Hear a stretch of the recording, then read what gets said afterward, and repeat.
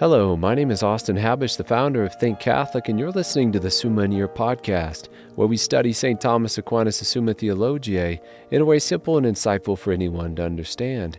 The Summa podcast is brought to you by Think Catholic. Taking 2 questions of the Summa a day, we'll seek to summarize St. Thomas's responses, discovering the brilliance of Aquinas and his Catholic faith. This is day 58. So let's get started. We're covering today questions 113 and 114 of the Prima Pars, that is, of the guardianship of the good angels and of the assaults of the demons. The translation that I always use in these podcasts is the one generously provided to me by Ave Maria Press, the 5-volume set translated by the Fathers of the English Dominican Province, which you can now get at a discounted price from the Ave Maria Press's site by typing in the code SUMMA10. And so here we go. Article 1, whether men are guarded by the angels. Aquinas' argument, besides that based on Scripture, like Psalm 91, where it reads, "For he will give his angels charge of you, to guard you in all your ways," is the order of divine providence. For as he says, we find that in all things the movable and variable are moved and regulated by the immovable and invariable, as all corporeal things by immovable spiritual substances. And we can take as an example of that axiom that the variable is regulated by the invariable from our very own thinking and willing, that although our conclusions can be more or less correct or variable, the fundamental principles on which those conclusions are based, such as the principle of non-contradiction, the principle of sufficient reason, which we discussed in episode 41, are not variable and do not have the possibility of being incorrect nor changing. Same goes for our willing, that although we may be variable or vary in our particular choices, we do not choose our invariable end or goal which we pursue unfailingly and certainly in all of our particular choices, and that is happiness. In this way, Aquinas says it is fitting that the variable, destructible, fallible man be governed by those already invariably confirmed in grace, who are indestructible, namely the angels. And his words, "It is moreover manifest that as regards things to be done, human knowledge and affection can vary and fail from good in many ways, and so it was necessary that angels should be deputed for the guardianship of men in order to regulate them and move them to good." Article 2, whether each man is guarded by an angel. Does every individual human being have a guardian angel? St. Thomas looks both to Scripture as well as to the Church Fathers for the answer to this article, as it is written first from Scripture, Matthew 18, "See that you do not despise one of these little ones, for I tell you that in heaven their angels always behold the face of my Father who is in heaven." And according to St. Jerome, great is the dignity of souls, for each one to have an angel deputed to guard it from its birth. St. Thomas argues here that since all of material creation is ordered to man, that it is precisely for man's sake, who has an eternal soul, it is fitting that man should also receive in a unique way, above the rest of material creation, God's protection. That although God's providence extends to all of the material universe, it is fitting that he care for in an especial way those immortal souls within it, and he does so via the angelic supervision and protection. Aquinas will then go on to say that a man may receive this guardianship as an individual, whether it be in banal or mundane things or spiritual religious things, as well as that guardianship can be affected either by a single individual angel or a group of angels. Also, that same man may be under the guardianship of an angel who is tasked not with guarding individuals necessarily, but as looking after the particular community of which individuals exist in, and so is looking after this man as a member of that community, such as in the book of Daniel, where we see an angel termed Prince placed over the entire kingdom of Persia. Article 3, whether to guard men belongs only to the lowest order of angels.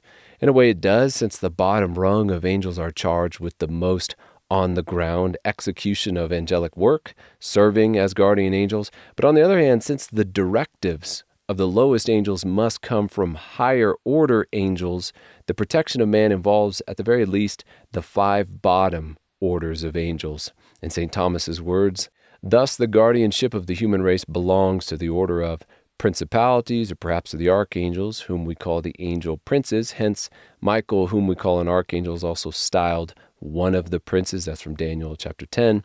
Moreover, all corporeal creatures are guarded by the virtues, and likewise the demons by the powers, and the good spirits by the principalities, according to Gregory's opinion. Article 4, whether angels are appointed to the guardianship of all men. Do all men have a guardian angel? And for what extent of time will men have a guardian angel? St. Thomas responds, an angel guardian is assigned to each man as long as he is a wayfarer. When, however, he arrives at the end of his life, he no longer has a guardian angel, but in the kingdom he will have an angel to reign with him, in hell a demon to punish him. Then, as an interesting additional remark within this article, St. Thomas mentions that even Adam and Eve would have had guardian angels in the garden in order to assist and protect them from the tempter, although they still fell, and this by their own free choice. Jesus Christ would also have had angels to minister to him, as we see stated in the letter to the Hebrews, not as his superior, but as his creatures, attending upon their Creator, the Word made flesh. Article 5, whether an angel is appointed to guard a man from his birth. In the words of St. Jerome, each soul has an angel appointed to guard it from its birth.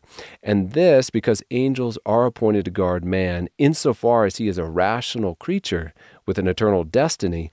And since a child's immortal soul begins to inform his or her body at conception, as the Church teaches, it is fitting that the child would have a guardian angel assigned to it, at the very least, at the time of birth. And it seems, at least limiting ourselves to the text of this article, Aquinas goes with time of birth instead of an earlier time because he's unsure if until the time of birth it is one angel that is covering both the child and its mother. Article 6, whether the angel guardian ever forsakes a man. In that a man may descend into hell at the end of his life, or God may allow some defect or fault in the man as a punishment for his sins, in this way one could say that a guardian angel forsakes a man. But in another sense, since God is all-knowing, all-good, all-powerful, his providence and governance never ceases to govern and guide a man in this life. And since this is done through the governance of one's guardian angel, a guardian angel in this life ever guards him. Article 7, whether angels grieve for the ills of those whom they guard. In a word from St. Thomas, where there is grief and sorrow, there is not perfect happiness. Wherefore it is written in the book of Revelation, death shall be no more, nor mourning, nor crying, nor sorrow, but the angels are perfectly happy. Therefore they have no cause for grief. There is no grief in heaven for those who see God as he is, who are united to him via the beatific vision. And so the angels cannot experience grief and pain.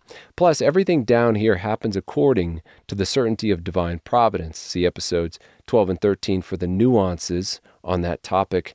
And since everything occurs according to God's plan, and the angels simply will what God wills, they do not have a cause for sorrow, even amidst the evils which occur on earth.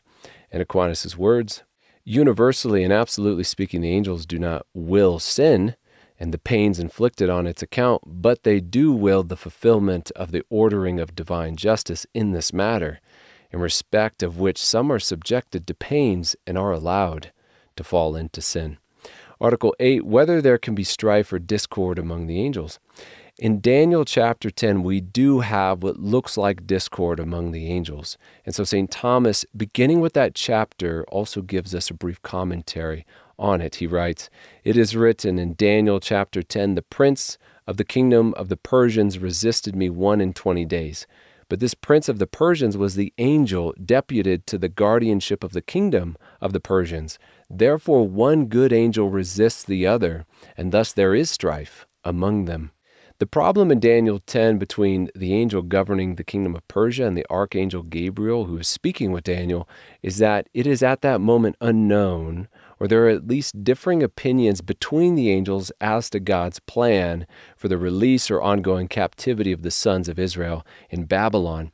And this difference of thought or opinion among the angels, as the divine is being consulted in regards to these matters, can be called a kind of discord, according to Aquinas, although it is never a discord of the will, since all angels are actively submissive and united to the divine will.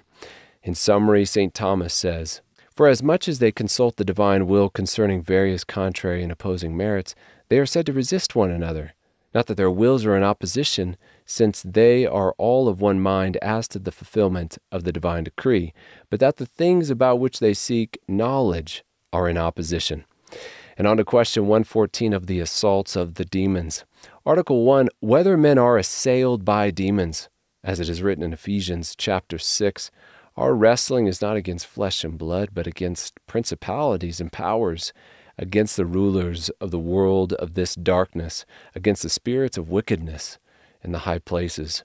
We are assailed by demons due to the malice of the demons who wish for men to lose what they have lost, namely grace and friendship with God. The demons also wish to be God-like in sending and commanding other fallen angels to do their bidding, like God sends the good angels to do his bidding.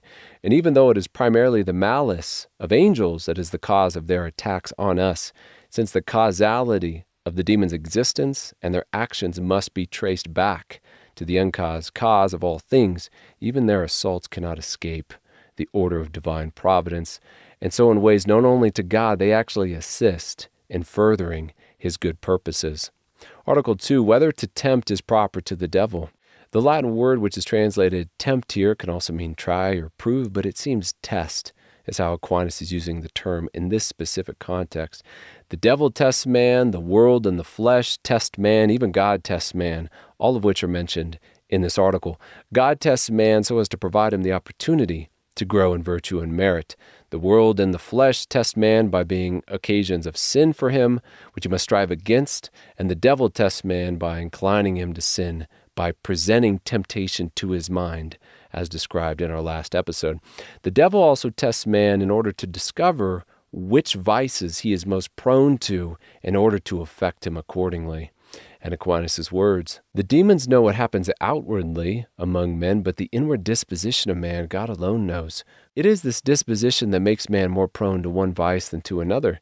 Hence the devil tempts in order to explore this inward disposition of man, so that he may tempt him to that vice to which he is most prone. Article 3, whether all sins are due to the temptation of the devil.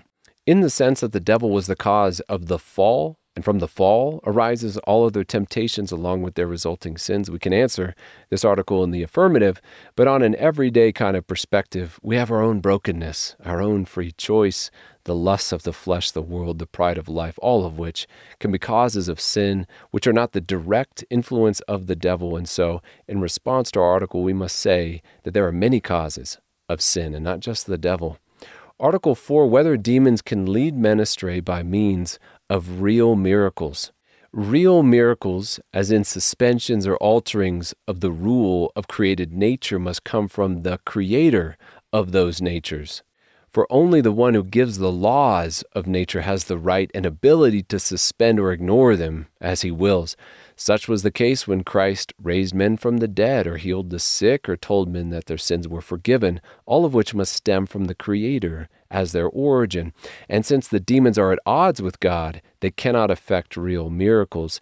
But because they can affect the material world as immaterial spirits, they can do what at times can seem miraculous, as St. Thomas writes. It is to be noted, however, that although these works of demons, which appear marvelous to us, are not real miracles, they are sometimes nevertheless something real. Thus the magicians of Pharaoh by the demon's power produced real serpents and frogs, and when fire came down from heaven and at one blow consumed Job's servants and sheep, when the storm struck down his house and with it his children, these were the work of Satan, not phantoms, as Augustine says. So the response to this article is that demons can do incredible things, affecting matter into the shape of serpents and frogs, just like angels can form something like a body by condensing the material in the air. But all this is not supernatural in the sense of subverting the very natures of created things, like we mentioned, a dead man rising again to life. In Aquinas' words, as is clear from what has been said above, if we take a miracle in the strict sense, the demons cannot work miracles, nor can any creature, but God alone, since in the strict sense a miracle is something done outside the order of the entire created nature. Article 5, whether a demon who is overcome by man is for this reason hindered from making further assaults. I think this question finds its origin in the following words of the Gospel of Matthew, where it says, "Then Jesus said to him, Satan, begone, Satan. Then the devil left him, and behold, angels came and ministered to him." So this article is asking, once a demon has been sufficiently resisted by a man, can it come back to assault him again? St. Thomas responds briefly, saying, "The devil does not tempt man for just as long as he likes, but for as long as God allows. For although he allows him to tempt for a short time, he orders him off on account of our weakness. The other reason is taken from the astuteness of the devil. As to this, Ambrose says, the devil is afraid of persisting because he shrinks from frequent defeat. That the devil does nevertheless sometimes return to the assault is apparent. From Matthew 12:44, I will return into my house from whence I came out." And that is all for questions 113, 114 of the Prima Pars, that is, of the guardianship of the good angels and of the assaults of the demons. My name is Austin Habish with Think Catholic, and I cannot wait to see you tomorrow.